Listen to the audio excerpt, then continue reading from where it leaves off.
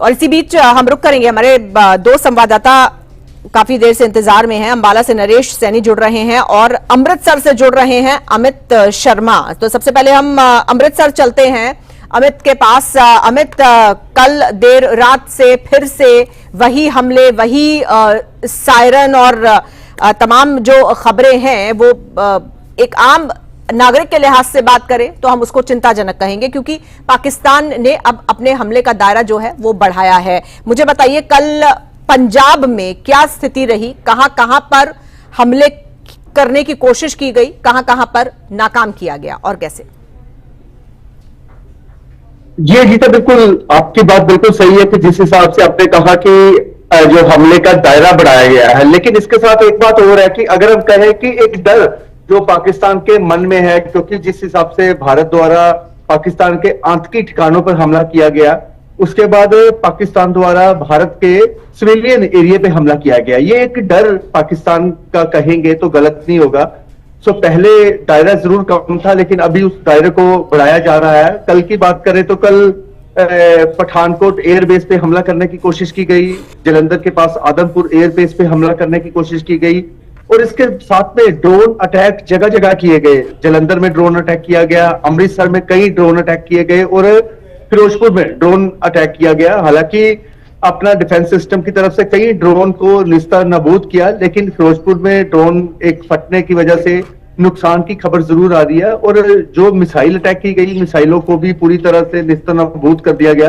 तो एक डर जरूर पाकिस्तान के मन में नजर आ रहा है, इसको वो अपने दायरे को बढ़ाता हुआ जरूर नजर आ रहा है, और अभी सिविलियन लोगों पर, आम लोगों पर हमला करने की कोशिश में जुटा है, लेकिन भारत उसका मुंह तोड़ जवाब दे रहा है। भारत द्वारा भी लाहौर, रावलपिंडी, इस्लामाबाद पे लगातार हमले किए जा रहे हैं, लेकिन नुकसान की खबरें जरूर पाकिस्तान से आ रही है, भारत में नुकसान की खबर कोई ज्यादा नहीं है। बिल्कुल, लेकिन यहां पर जो आपने बताया है कि फिरोजपुर में एक ड्रोन फटा, तो वहां से क्या जानकारी है? जी बिल्कुल, फिरोजपुर में ड्रोन फटा है, एक घर के अंदर ड्रोन फटा है, जिस वजह से घर के 3 लोग जरूर झुलसे हैं, घर को भी आग लगी है। इसके साथ में जलंधर की बात करें तो जलंधर में ड्रोन जो एक्टिविटी हुई थी उसको निस्तनाबूद किया है।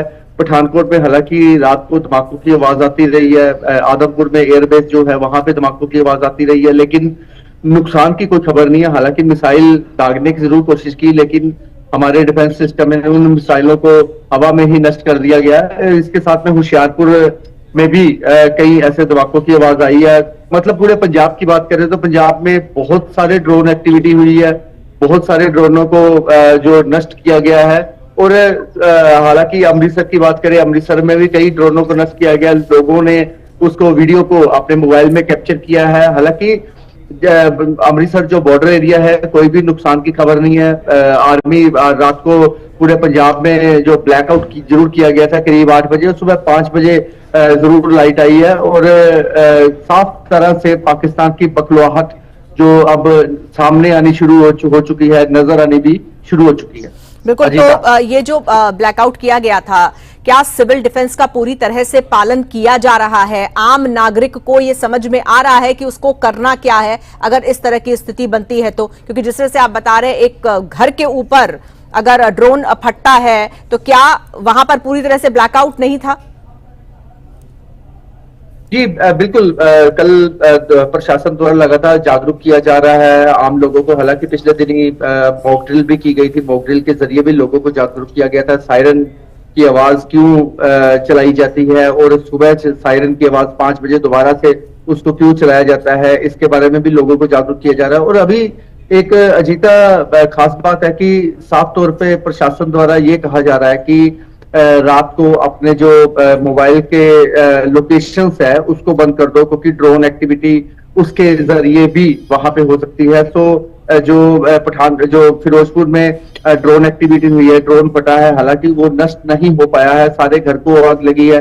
और बाकी अगर पंजाब की बात करें तो पंजाब में कहीं भी ड्रोन के फटने की सूचना नहीं है। हालांकि जितने भी ड्रोन जो नजर आए हैं उनको हवा में नष्ट किया गया, बॉर्डर एरिया में बहुत सारे ड्रोनों को नष्ट किया गया। हालांकि अभी तक इसकी आधिकारिक पुष्टि आनी जरूर बाकी है, प्रशासनिक अधिकारियों द्वारा ये बताया जाना बाकी है कितने ड्रोन एक्टिविटीज कल हुई है। लेकिन कुल मिलाकर भारत का जवाब कर रहा है पाकिस्तान को, और आने वाले समय में भी ये भारत की चेतावनी है कि जितनी भी नापाक हरकतें करने की कोशिश करोगे उतना जवाब आपको दिए जाएंगे। बिल्कुल ठीक है, हम चलेंगे अंबाला। हमारे संवाददाता नरेश सैनी भी वहां से हमारे साथ जुड़े हुए हैं। नरेश, आपके पास क्या जानकारी है अंबाला से और आसपास से? जी बिल्कुल, अगर प्रकार से कल सुबह 20 पर एक अलर्ट जारी किया गया था। अम्बाला से लगभग 70 किलोमीटर ड्रोन की जो सूचना मिली थी उसको लेकर अलर्ट जारी किया गया था। उसके बाद जिला प्रशासन ने जब आर्मी की तरफ से ये सुनिश्चित किया गया कि ड्रोन को मार गिराया है, तब यहाँ पर स्थिति फिर एक बार सामान्य हो गई थी। लेकिन जिस प्रकार से प्रशासन द्वारा रात को पूरी रात यानी 8 बजे से सुबह 10 बजे तक 10 घंटे का जो ब्लैकआउट किया गया, उसमें कहीं ना कहीं कह सकते हैं कि जो यहाँ की समझदार नागरिक कह सकते हैं उनको, क्योंकि हालांकि अंबाला में लाइट नहीं काटी गई, लेकिन उसके बावजूद जो सभी यहाँ के नागरिक हैं उन्होंने 8 बजे अपनी जो है सभी लाइटें बंद कर दी और कहीं ना कहीं कह सकते हैं कि अंबाला का पूरी तरह से ब्लैकआउट कर दिया गया था। हालांकि कुछ छुटपुट ऐसा घटना जरूर देखने को मिली थी कि कोई रेडी फड़ी वाले ने लाइट जला रखी थी, लेकिन उसने भी कुछ देर के बाद, क्योंकि उनके पास कस्टमर खड़े थे, लेकिन उसके बाद उन्होंने भी अपनी लाइटें ऑफ करके और दुकानें बंद करके अब वो अपने घर चले गए थे। और जिस प्रकार से प्रशासन द्वारा साफ तौर पर कहा गया था कि अगर सायरन की आवाज आती है तो सायरन बजाएंगे जाएंगे, अगर कोई भी ऐसी घटना घटती है या कोई कह सकते हैं कि पाकिस्तान की तरफ से अम्बाला की तरफ कोई ऐसी एक्टिविटी होती है तो कहीं ना कहीं सायरन जो है एयरपोर्ट की तरफ से बजाए जाएंगे।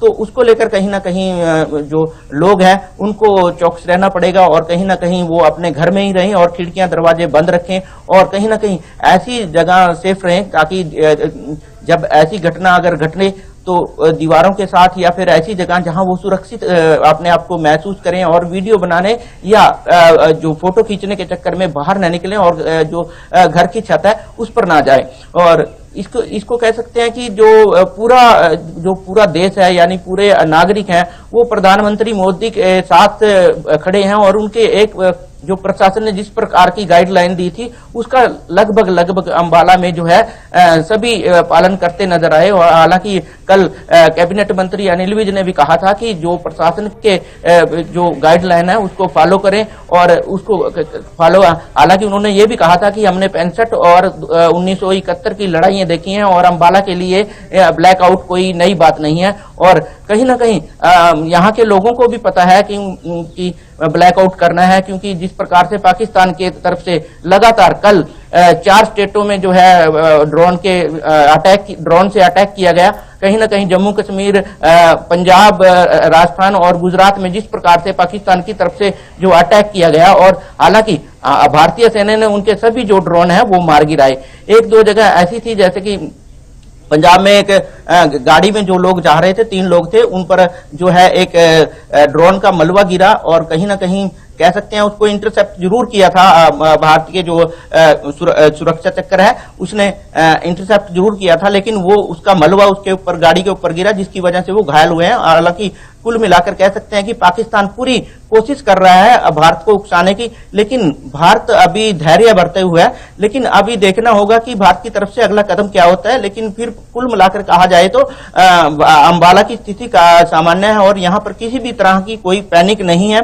और सभी नागरिक जो है अपना जो दिनचर्या है वो कर रहे हैं। जी बिल्कुल ठीक है, अमित के पास चलते हैं। अमित, मुझे ये बताइए कि बहुत सारे लोग जिस तरह से मोबाइल से वीडियोस बना रहे हैं, जो वीडियोस सामने आ रहे हैं, क्या सिविल डिफेंस में ये अलाउड है? क्या मोबाइल से वीडियो बनाना चाहिए अगर कोई ड्रोन नजर आता है या कुछ भी? क्योंकि एक तरफ तो हम ब्लैकआउट की बात करते हैं कि रोशनी का हल्का सा भी सुराग नहीं जाना चाहिए, आपको मोबाइल की टॉर्च भी बंद रखनी है, खिड़की पर काला कागज चिपका दीजिए या पर्दे डाल दीजिए, जरा सी भी रोशनी की झलक बाहर नहीं जानी चाहिए। तो ऐसे में जब हम मोबाइल का इस्तेमाल करेंगे और वीडियो बनाएंगे तो उसकी रोशनी तो बाहर जाएगी।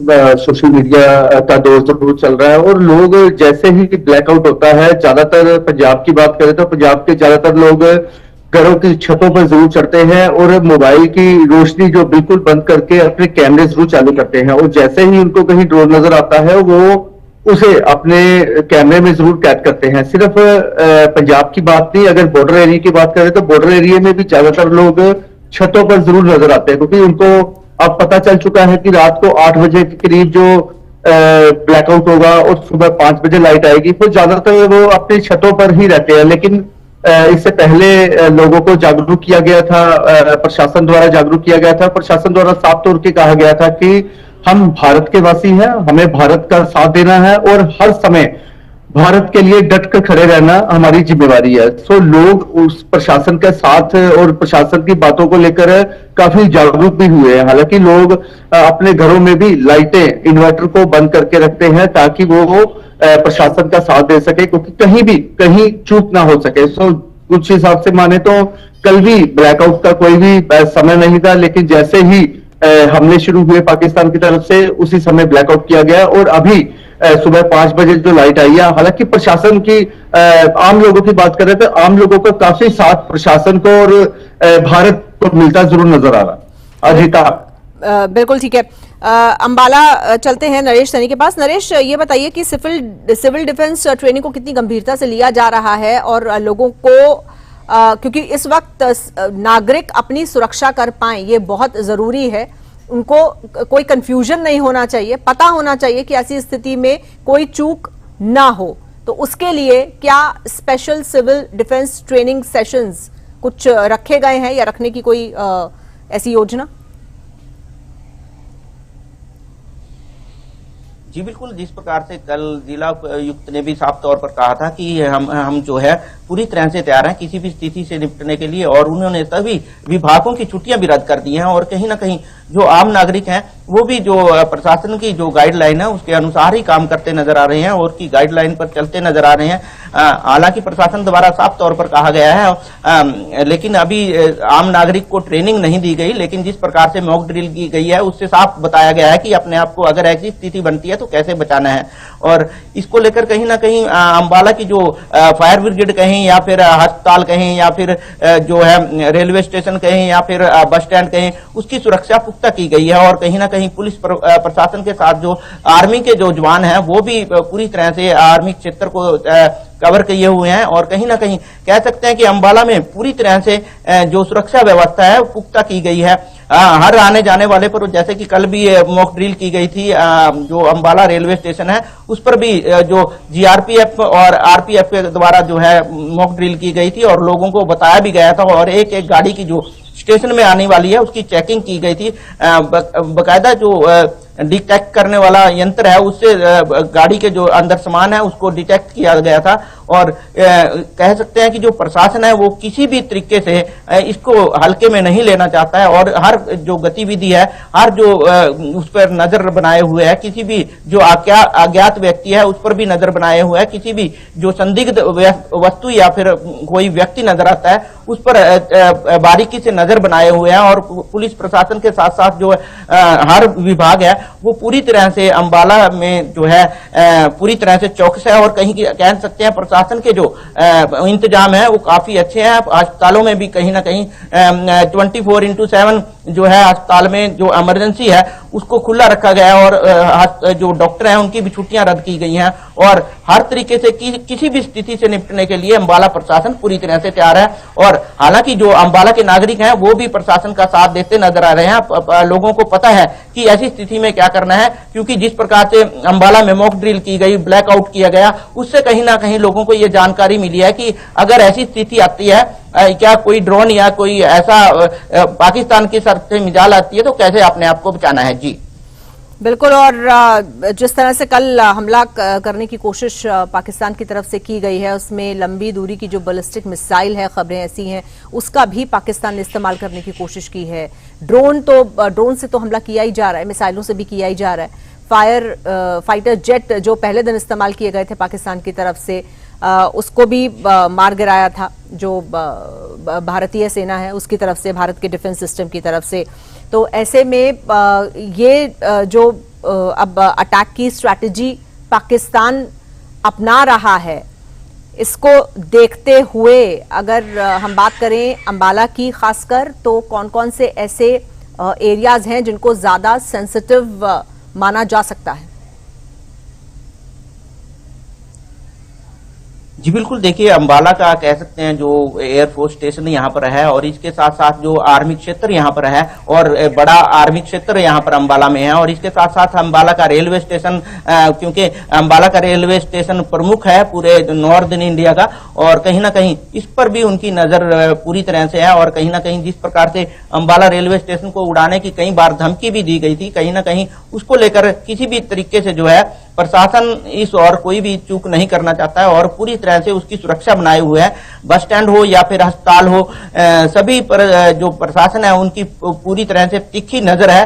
कहीं ना कहीं किसी पर प्रकार से किसी भी जो यहाँ पर जितने भी जो संस्थान है उन पर नजर बनाए हुए है और कहीं ना कहीं जो सुरक्षा व्यवस्था है उसकी पुख्ता की गई है और यही कारण है कि अंबाला में हालांकि अभी स्थिति सामान्य है, लेकिन जिस प्रकार से पाकिस्तान की तरफ से जो मिसाइल अटैक किया जा रहा है फिर या फिर किसी भी ड्रोन अटैक किया जा रहा है उसको लेकर भी जो आर्मी है भारत की आर्मी है वो पूरी तरह से नजर बनाए हुए है, चाहे वो एयरफोर्स हो या आर्मी हो, पूरी तरह से नजर बनाए हुए है और कहीं ना कहीं हर स्थिति को, हालांकि अंबाला तक आने से पहले ही उनको सभी को नष्ट किया जा रहा है, लेकिन फिर भी यहाँ पर पूरी तरह से जो सुरक्षा व्यवस्था है वो पुख्ता है और कहीं ना कहीं कह सकते हैं कि अंबाला वासियों को जिस प्रकार से आरपीएफ के जो सह आयुक्त थे उन्होंने भी साफ तौर पर कहा था कि घबराने की कोई जरूरत नहीं है और हम पूरी तरह से आपके साथ हैं और जो अपनी यात्रा है वो सुनिश्चित होकर करें और कहीं ना कहीं घबराने की कोई जरूरत नहीं है और किसी भी अफवाह पर ध्यान न दें, क्योंकि लगातार जो सोशल मीडिया पर अफवाहें फैलती हैं उसको लेकर भी कहीं ना कहीं जिला प्रशासन ने भी साफ तौर पर कहा कि अफवाहों पर ना जाएं और जो प्रशासन की गाइडलाइन है उसको पालन करें। जी बिल्कुल ठीक है नरेश, आप बने